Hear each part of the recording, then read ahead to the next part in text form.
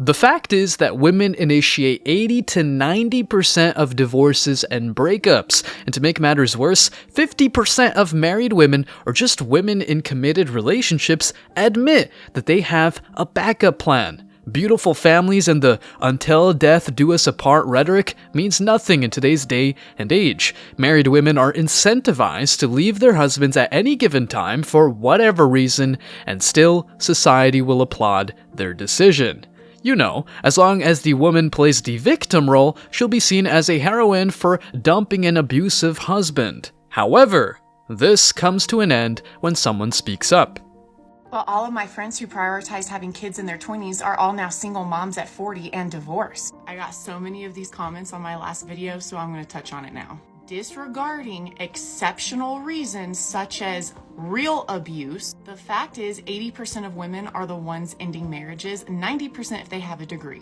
Now, I've known about this statistic way before Jordan Peterson started popping off, and unfortunately it was due to my own research because I saw how many of my female friends were leaving their husbands. I'm very tired of this victim mentality that has manifested within the female realm. It is hard for me to have empathy for single divorced moms when 90% of the time they are at fault for it. It is completely self-inflicted. I'm also coming from a place of self-critique because, believe it or not, just like every woman in America, I have succumbed to some of those thoughts. But we listen to social media and mass media and we tell ourselves that there's someone else there that's going to treat us even better, and we neglect the other party, which is our husbands, and then all the children that are involved as well. Oh, but let's not forget the vows you took.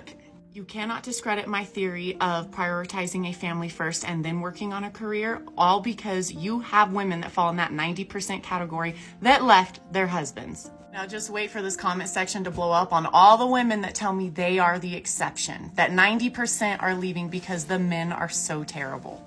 Being a victim is so profitable, but here's the thing. Divorced women, especially those with kids, have no real value in the dating scene. Plus, men will hardly wife them up, but rather pump and dump them. Karma is a bitch, and if a woman has dumped a husband for stupid reasons, it's no surprise if she gets dumped for being a single mom with tons of baggage and kids no man wants to take care of. Let's take a look at the comments. Nowadays, all it takes is some attention from a coworker, Chad, and then all of a sudden their marriage is terrible when it was fine before he came along, and it's off to divorce court. Funny thing is, Chad sticks around less than 5% of the time, so it just creates another broken home for nothing. Imagine making a child with someone, and then you see someone online who might be higher value and leaving the father of your child because some guy wants to smash, and you wonder after where it went wrong and blame the father of your child for your actions. Sums up pretty much every single modern mother. Rule 1. Do not date a single mother. Rule 2. See Rule 1. Hypergamy, greed, and pride are their downfall. No sympathy for 304 leftovers.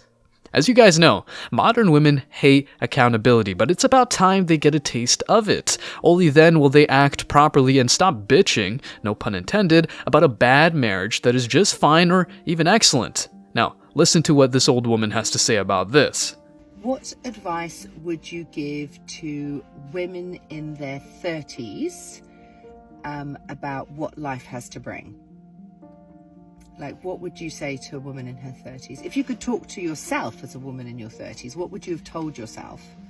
Well, it depends whether they're married or not married. Well, let's say they're not married. They're not married.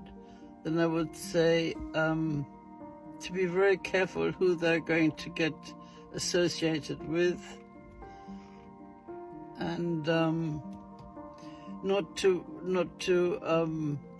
mix love with sex. Oh, what does that mean? Because sex is not love, even though the English call it making love. I mean, you can't make love. Love exists or it doesn't. And to have sex is not love. Now, there's some wise words. Yeah. It's not. Sex is an act to procreate, and every time you have sex, you're actually inviting a soul to come to earth and to become a human being. Wow. Yeah. That's what sex is for. Well, it's kind of for enjoyment as well, though. Like, it's fun to do it if you've got a good partner. Yeah, but it's not supposed to be just a fun thing. Yeah, but And this is the biggest thing why marriages break down, because people think that sex is love, and they usually say, let's make love. You can't make love. Love exists or it doesn't.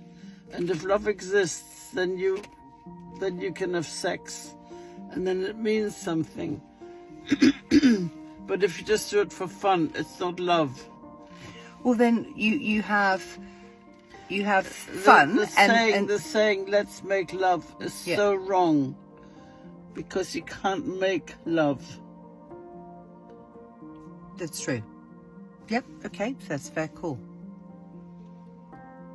But sex is fun. But it's fun. Society has made women prioritize sex and looks over attitudes. That's why you can find good bed partners in the club and dating apps, but not any wives or mothers of your future kids, if you want some, of course. The thing is that intercourse is about procreation, but nowadays it's all about fornication and, yeah, taking body counts through the roof, if not out of Earth's atmosphere. Let's see some more comments. The older woman, mother, is trying to tell you, keep the nice guy and dump Chad. The woman next to her is not getting the message. She's saying, I want Chad, mother. That old woman spoke truth. God bless her. My ex's wife's dad said the same thing he said. Don't save her. Everything she's going through is self-inflicted. I rest my case. The grandma is a genius. Sex and love are not the same thing, despite mass media and pop culture claiming the opposite for decades. I have a cousin that is 38 and already on her 3rd divorce, and all she ever says is, I can do better, he'll never find a great woman like me. She will marry a guy literally after 2 months of knowing him, and yet wonder why that marriage failed. I constantly piss her off because I say the common denominator in all 3 failed marriages is her. The very notion of no-fault divorce is absurd. Name another contract that puts your entire life on the line, including your finances, your home, your children. She's incentivized not only to bring nothing to the union, but to commit perjury and fraud to rob you for any or no reason.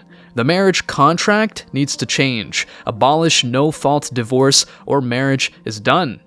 Guys, thanks for checking out this video. Stay tuned for more daily content. Like, subscribe, and comment. See you in the next video, guys. Till next time.